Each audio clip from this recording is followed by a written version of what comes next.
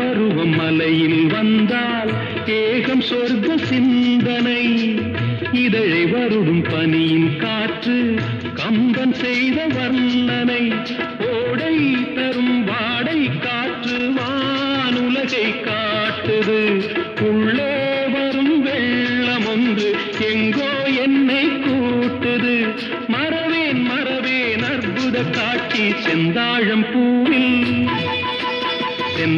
பூவில் வந்தாடும் தென்றல் என் மீது மோதுதம்மா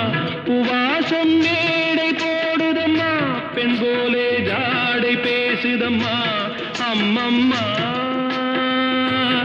ஆனந்தம் அம்மம்மா